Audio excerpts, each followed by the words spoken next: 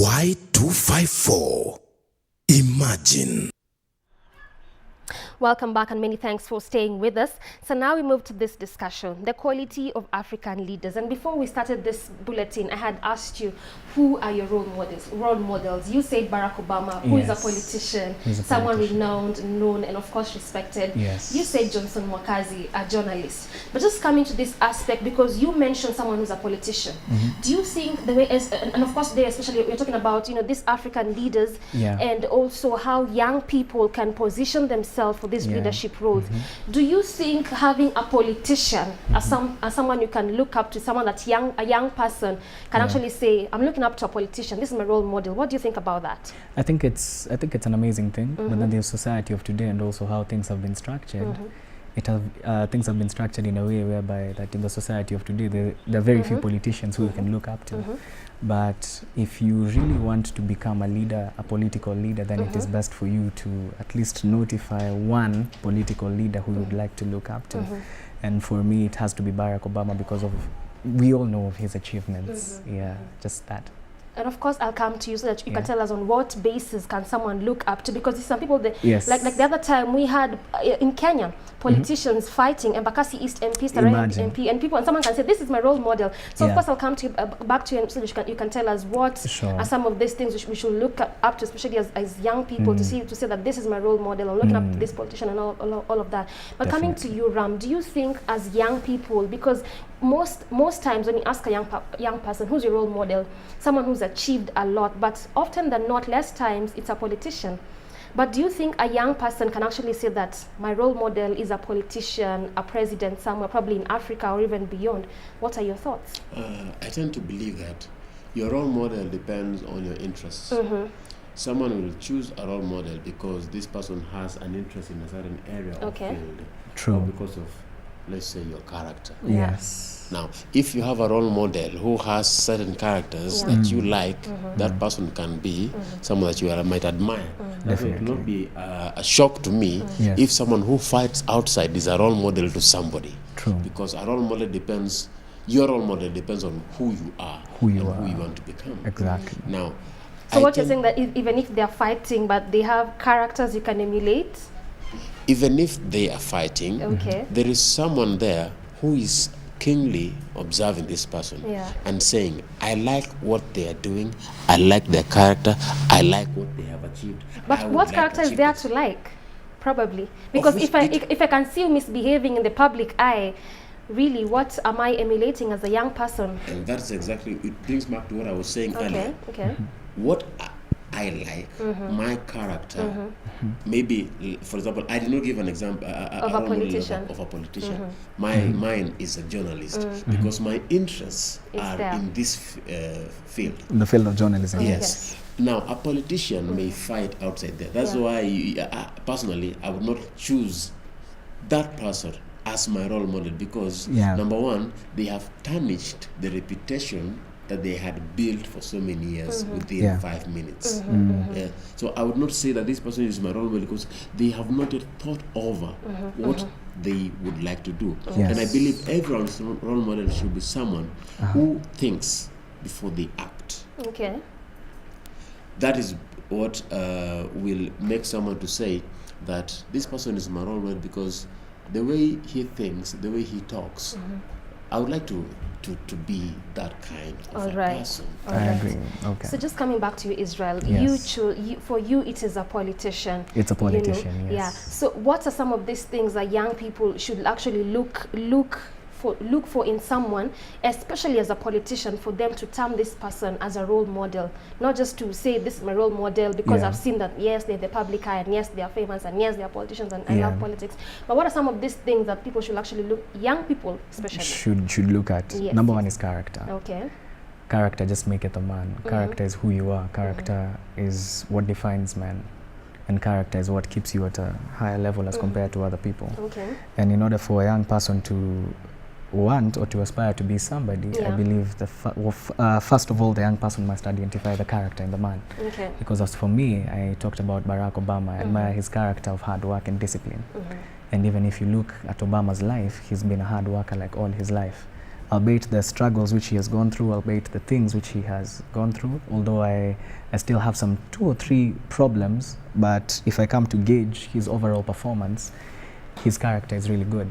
Okay. Therefore, young people must always look at the character of a man before they start to emulate him. So it's all about character. It's all about character. All right. So probably we can just, probably deviate a bit when we look at, since we're talking about youth and leadership and probably just touching a bit on African politics. Yeah. When we look at some of these African leaders, yes, especially of recent, we have had 2 African leaders just stepping down from power. Stepping down, that's true. Yes, and we have had the main parties in these specific countries spearheading that.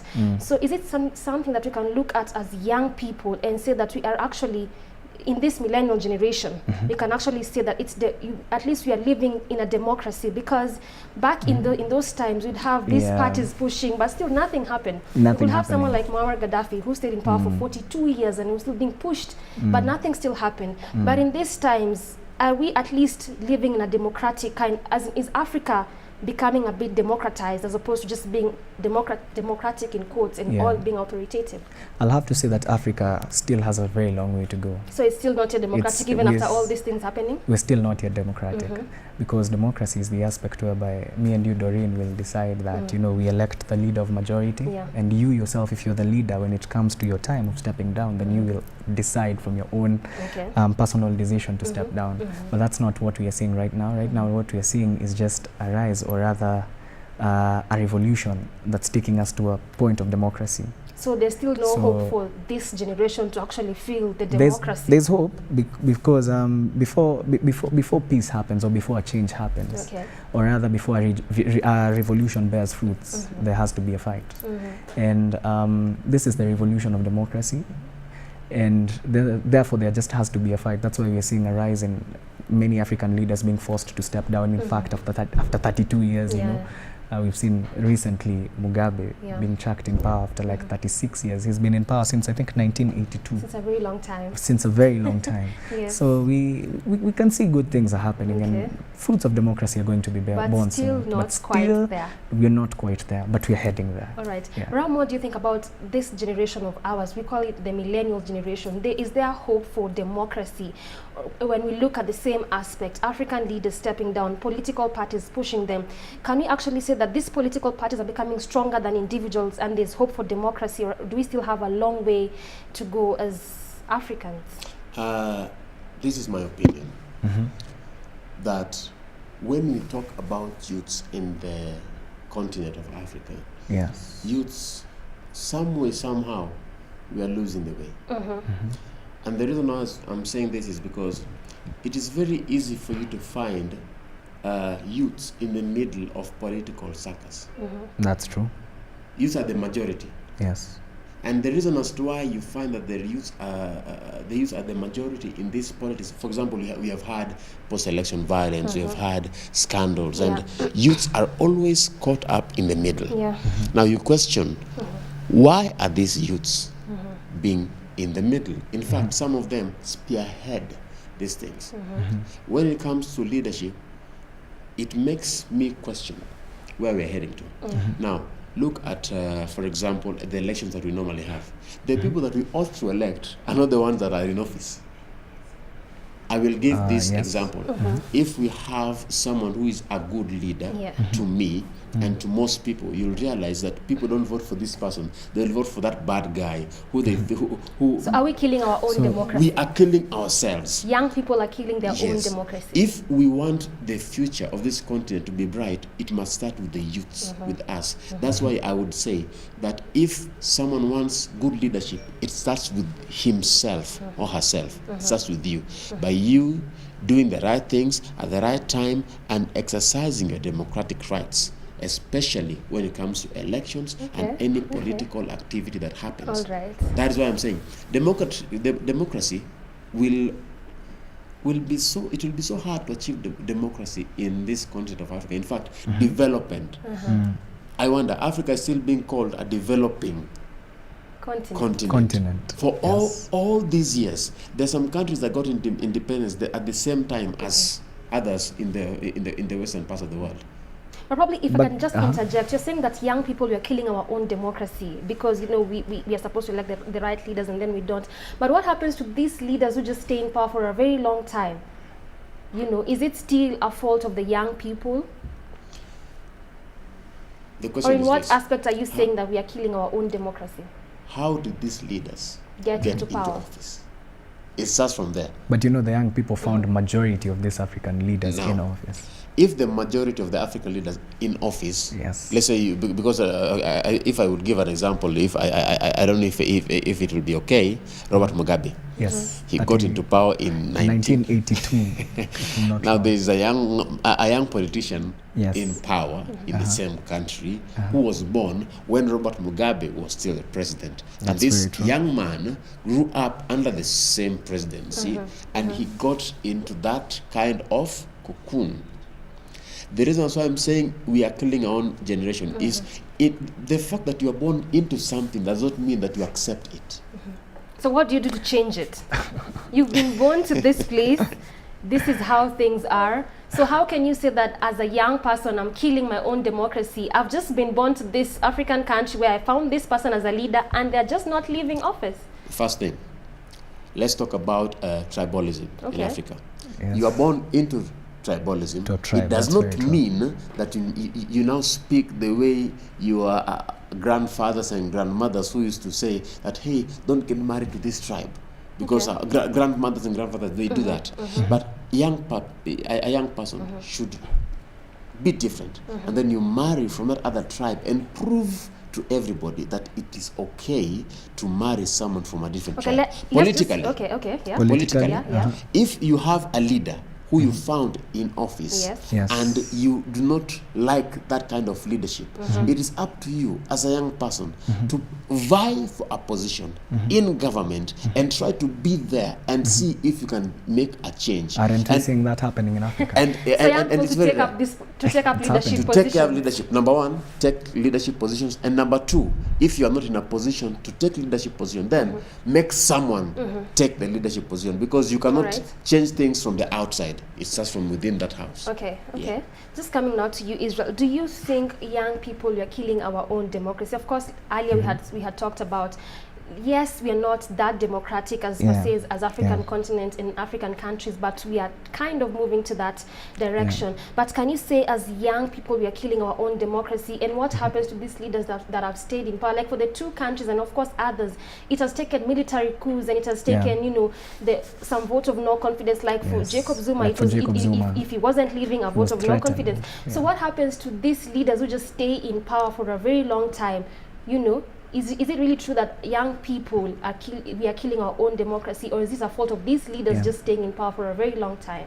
I tend to disagree with that. Young people are not killing. Disagreeing with what Ram is saying? Yes, young people are definitely not killing their own democracy. Because if we look, let's come back to our local home here in Kenya. If you look at majority of the people who were elected in the recent elections, most of them are young people. I'll give an example of a person like Babu Owino, who was a student. In fact, he was a student leader at Nairobi University. He's a young man. If we look at people like Charles Njagua, he's a musician, he's a youth, he's a young man. The Meru MP is a young man.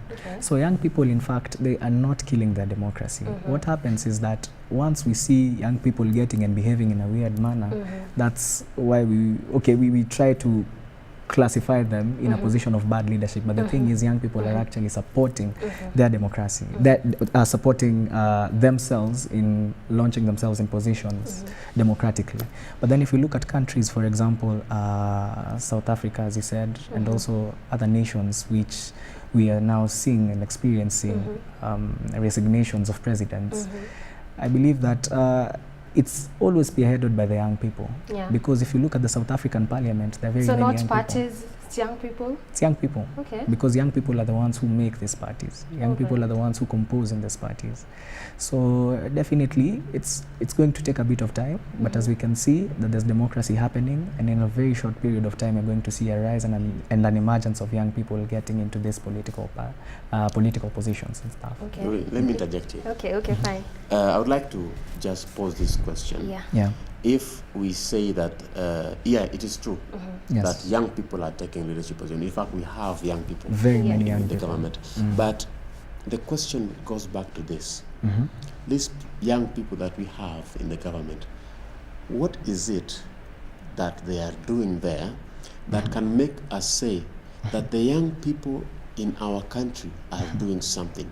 Instead, the same time that we are encouraging young people to take positions and to change everything, but the same people who go there get entangled into the things that they once stood against, and they now have to. They become part of the system. They become part of the system. Of the system. Right. They fight the way their fathers fought. How many young people have we seen in government fighting? And how many people that are considered to be old in the past have we seen fighting? So what's the difference? Okay. Okay. So you want to address that one? Of course. I'd like to address that, although I feel like that's a little bit of a different point from what we are discussing, because we're discussing about democracy and electing young people into power, not how they act or how when they are in power. When they're in power. Okay. So I believe that that's a discussion for another day. Okay. But how they act when they're in power is part of democracy. It is so what according to you is what makes the difference? How they act? To me, democracy it is a combination of many things. Okay. So just to move forward with this discussion, I just want probably for you to tell us, with these leaders that stay in power, is it for their own benefit or is it for these young people's benefit? Because when they come to ask for votes, it's always I will do this for you, create employment. Like now, Ramaphosa for South Africa says that the first thing we're going to actually deal with is unemployment. So is this always about them benefiting, or is it for the young people? Because also when you look at something at a place like Rwanda, Kagame has been in power for since 2 terms now, and now the constitution, which he, of course, through a referendum changed last year, allows him to be in power till 2034. So is it all about them, or is it about the young people? Because if it was all about, I tend to think that if it was all about for benefiting the citizen and the young people per se, you would groom someone to fit into your shoes so that he can continue with that step. So according to your opinion, to your views, is it when they stay in power for long, is it for their benefits or for the young people's benefit and the citizens' benefits? What do you think? You want to go first, Ram? Oh, first. Yeah. Okay. I tend to what I feel is that it goes both ways. Okay. Because as a leader, in as much as you want to lead people, and you want to bring development, number one, you're doing it for the people. And number two, you must also do it for yourself. Plain. For yourself? Yes. Okay. Putting a fact. Okay. You cannot work for something that does not help you. But does that warrant you to be in power for a very long time because you're doing it for yourself? No. Okay, so what are you saying then? It doesn't warrant you to be in power because at some point there must be a difference between selfishness, selfishness and doing something for other people, and selflessness. Because if you are a leader, you must do it for the benefit of the people. Democracy is for the people, by the people. And you see, these things we do it so that our area, the area that we lead, the people that we lead, can move to the next step. At the same time, also don't leave that place when you're dry. And I would say this. So have it both ways. Have it both ways. As long as you know that there is a limit, that you don't get greedy. Okay, but see, the whole point is, why do they stay in power for long? Is it, okay, you're saying that you cannot leave a place dry and you have to also benefit yourself, but the time frame is just too much that you begin to wonder, was it really for me who elected you? Or is it all about you amassing wealth and getting the things that you want to get? What exactly, where do we draw the line? Where the line comes in is if at all someone tells you that, hey, instead of doing this work 100%, do it 50% and I'll pay you. That's where the line comes. Corruption. When greed comes into the whole leadership process, it changes everything. Okay. So I believe that at some point, if you are a leader and you want, your term has ended, I think leaders, they normally have strategies. So when they're handing power, one leader says, this is why I left, so you can pick it from this place. So at some point, you won't have much loss. But if you begin to get greedy and say, I want to spend more time in leadership, then I think you'll be doing it for yourself and not for the people. Okay, fine. So just as we wind up this conversation, I want you to tell me, of course, we've talked about the African leaders, some of them, and you've touched on the things that has happened. So can we say that young people should still emulate these leaders as their role models? Starting with you, Israel, as we finish up this conversation. That's wow, that's a tough question. I believe that's a tough question because I was actually just trying to think and trying to hover around my mind for people who probably young people could emulate as leaders, but I'm very political leaders rather, but I'm very sure there are there, because I'm sure there are remnants who are there. But then I'd just like to advise young people to emulate character, character and integrity as the leaders of their choices. Maybe it might not be one particular person who we might have identified, but they can be that person with who will make the difference in the society. So they can be that person. They can be the people to be emulated. Okay. You might lack someone to emulate, but then you become that person who is to be emulated because you know what's right. So I just advise young people to work on their character and also their skills of integrity. Because if we wait for one person to come to rise up so that we maybe look at you and maybe focus on you and we say that, you know, you're the person who I want to become, maybe the person might never come and we are going to waste time. So the young people should emulate integrity and character and they should build their skills on that and they should become that person who they want to emulate. Okay, so they themselves need to become that person, if at all maybe they're not finding. If at all maybe they're not finding. But if they find, and you've based your judgments and you've evaluated and you've seen that that particular person is the best one for you. Like for you, Barack? Like for me, Barack Obama. And I'm good with him. Yeah, it's only that he's got some few ish over there, for example, you know. And no one doesn't have ish over like that. So, all right, for you, Ram, what do you think as you wind up? As you wind up, I would like to put this clearly. Mentors and role models are not just found in political leaders, as most young people would want to get. That's true. You can have a mentor who is just somewhere around you. So think out of the box. Look at someone, look at what they are doing, look at what they have achieved, and look at their vision, and look at their career, look at all the things that you should look at depending on your interests, because you can have for example, you can have a role model in journalism, you can have one role model in politics and another in, let's say, writing books. So you can have different role models in different fields that you are interested in. Look at every little bit, because in as much as we may say that this role model is okay, your role model can have an influence on who you are and the things that you can achieve in future.